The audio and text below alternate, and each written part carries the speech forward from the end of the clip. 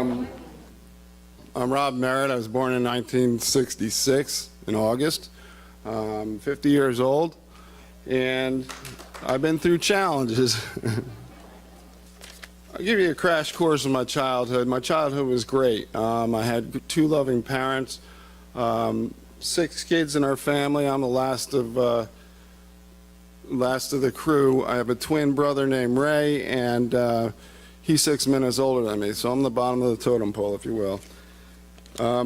My mother was, and still is, a blessing. She's one of those people that is angelic by nature. She never says a harmful thing. She's always seen the positive side of things. Everything was the universe will provide. Everything will work out, and it's a wonderful world. Right? My father passed away when I was 15, but he was an overachiever. He was an overworker. He was a chiropractor, as I am, and he worked so hard, and he played real hard, and I remember nights where they were up. My father would get together with his peers, and they would change the world basically in our household, and drink scotch and smoke cigarettes till 4 o'clock in the morning, and this was part of the normal for me when I was growing up. But a very powerful man, very powerful people. That I grew up in New Jersey and moved here when I was 13. So we had a great childhood as far as we got to travel. A lot of times we came down here in motorhomes. We would go all over the country. I was very blessed when I was growing up. I got exposed to many cultures, many ways, and went across the country and back in a motorhome. So we got to adventure, right? We always grew up by the water. We always had a shore house in New Jersey, and we always had boats to our availability, and that was our life. So when we moved down here, it was awesome because we had a boat in our backyard. Right? My father, he was one of those people that I idolized. I thought that this is what I wanted to be ever in my life. And because of, I guess, that stigma, I always tried to be that. I always tried to be better than. And when we were growing up, everybody in our family was supposed to know how to rebuild a house. It was just a given. Our talents were many because we could, any project we could take care of. We could do whatever, okay? I got that overachievement thing, that overworking thing, I'm pretty sure from my father, because I medicate my life through being busy. Fast forwarding to my father's passing away, I was 15 years old. My father had a heart attack at our house in Hope Sound. My uncle came out to us screaming, save him, come back, and he never did. And that traumatized me. And it took me to another level of loss of security, I think. I lost all hope, because this guy disappeared from my life, and I didn't know how to handle that. But I did know some of the tools that he'd given me. I remember my uncle coming back from the hospital, and he looked at me and my twin brother and said, "You guys, you're the men of the house now. You're the guys, right? You got to step up and do the right thing and take care of your mother," which I did. My twin brother kind of fell away a little bit, school-wise and everything else. But I stepped up. I did all the chores. I did, I even raised my older brother's kids. My nephews were left at the house because my oldest brother was struggling in his addictions, okay? So I was the cooker, cleaner, house maintainer, everything, pretty much. Went to school. I finished high school, went straight into IRCC. I was accepted into a lot of schools because my grades were really good. But because the circumstances of our life, I stayed close to home and I went to IRCC. I was kind of struggling at the time. I didn't know where I was going, but I did know that I come from a family of chiropractors. All right? My brothers, my uncle, my cousin, my father, my grandfather, all chiropractors. So somewhere along the way, I decided to become a chiropractor. Okay?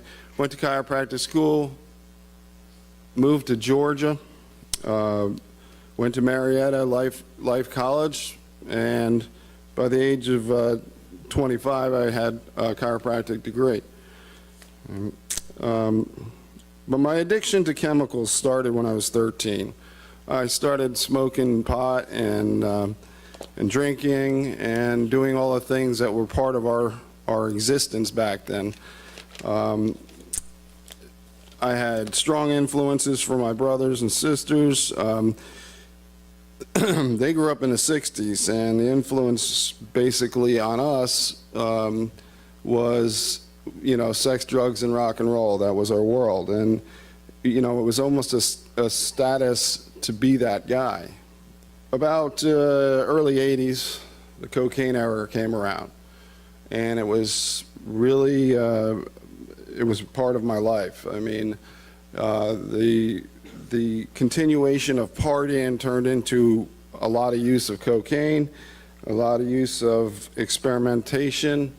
There was a power status that it was equated to having large volumes of things and knowing big people, and I was part of that. I started very quickly learning that the power is something that I really enjoyed, being the guy that was in charge of things. I won't go into that, but basically money, prestige, power, women, drugs, parties, they were all part of my life. That was something that was really important to me at the time. All my life I was influenced by others, siblings, friends. Everything is expected that I knew how to do. You know, I was that guy that how hard can it be, right? So I always stepped up, but somewhere along the line I had this low self-worth. You know, I didn't feel capable of. I didn't feel like I should be that guy. When I went to chiropractic school, I finished an 8-year degree in 6 years. I overachieved, and I continue to overachieve. It is one of my struggles and my character flaws right now. I started feeling worthy. You know, I started feeling like I had more, and I was closer to what people expected of me. By going to chiropractic school, I never felt like I was able to achieve the greatness of my brother's sister's father, but at least I had a degree. At least I was somebody, right? Come to find out, I was really talented in chiropractic. I was one of the most successful chiropractors in the area, but I never felt it. You know, never got there. There was a hole in my heart somewhere. Chemicals filled that hole, whether it be alcohol, cocaine, whatever. I started getting a dual personality, if you will, and that was something that, you know, it fed my soul on a personal level. So I thought. After I graduated chiropractic school, I had 3 kids. I got married the same week I graduated chiropractic school, and a year later I had Bailey, my daughter. And then a year and or 18 months later I had Wesley, and then we had Riley. Then I had a 16-year marriage. All right, it started off pretty darn good. Ended up in a lot of deceit, resentments, sinful events, excessive drug abuse, even hatred. All Ultimately, it tore our relationship apart. After 16 years, I got divorced. During the end of this period of time, I developed coping skills for the pain. I resorted to recreating my reality. I overlooked all the hurts of my life by creating this fantasy thing that I had going in my head of who I wanted to be. I basically made myself the king of this world. I was cheating, lying, stealing, doing stupid stuff. I'd go out on a fishing boat and drink myself to oblivion. My world was really sinful, and a big part of me loved that, you know. I had no accountability, I had no responsibility. Unfortunately, my children were the thing that I didn't notice at the time, but they took the hit. You know, I wasn't there for them. The last 10 months of my marriage and divorce, I was bitter, angry, full of shame, sadness, and I was always heavily sedated. I drank to drink and drank the hurt away, but mostly I drank to get drunk. During this time period, I met an incredible woman. She was non-judgmental, caring, and liked me even though I didn't like me. The pain of my marriage and the vow that I would never be with another woman was instantly removed when I met Leslie, Bruce's mom. She was younger, fun, carefree, and she was exactly where my head was at the time. She was everything I ever wanted, so I thought. Leslie and I started experimenting with the latest drug, Oxycontin. Started playing with opiates. Did not know what that meant at the time. We lived, loved, and used together. We experienced the wonders of life, and we used more and more pills. I found myself becoming massively controlled by the drug. After our son Bruce was born, who's running around here right now, Leslie and I were losing morals, values, and control. We compromised everything and started going to a doctor to obtain pills legally. This is me now, going to a doctor. One night, she used too many pills. She drank alcohol and she overdosed. She overdosed in my arms. I tried to bring her back and I couldn't.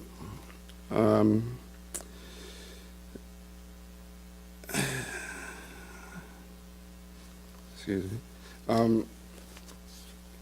I went out to dinner and to get us dinner, and I came back and she had been passed away. And I didn't know how to comprehend it all. I still don't. I developed another reason to shun myself away from God, to think that God did this, took my father, took my, you know, all the losses in my life were something that disconnected me from God and basically put all of the pressure back on me to be, if I was going to be something, I was going to make it happen. So I lost Leslie, and I then had, you know, 4 children, and Bruce was 2.5 years old at the time, and I was a single dad. When Leslie passed away in 2010, I continued my drug use, and I ended up in New Horizons in a detox center several months later.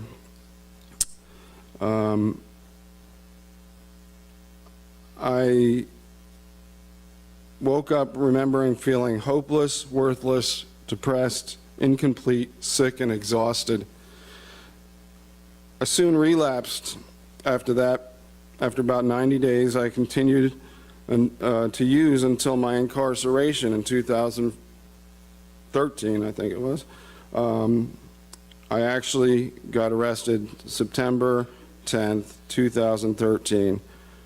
I bonded out, and while I was out, I lost another person in my life, my brother Jeff. And I was very thankful that I was out on bond, but this is, my world started imploding on me. I went back to jail, served out a year's sentence in Martin County Jail for drug-related charges, sales to an undercover police officer, me, okay?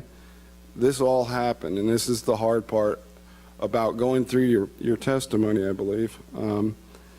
As I said before, I was arrested on drug-related charges, sentenced April 9th, 2014, to a year in a county jail. While I was there, I went into the Dunklin program. They call it the God Pod over in Martin County. I was as broken as I possibly could be, and God sent His Holy Spirit to me to free me from my chains.